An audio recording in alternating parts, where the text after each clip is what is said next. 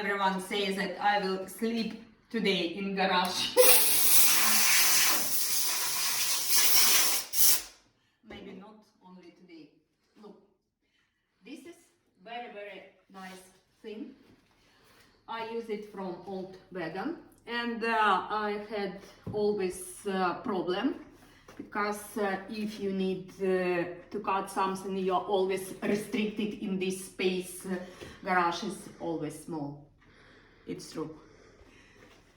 So now you see I mounted here, and I made it a little bit high because always have problem to see what I do. Don't do this, never. So now you can use this idea to have in your small garage, to use this machine. And if you have something really long, you need to cut it, you have space for everything. Have a nice day. Have a big garage, not small.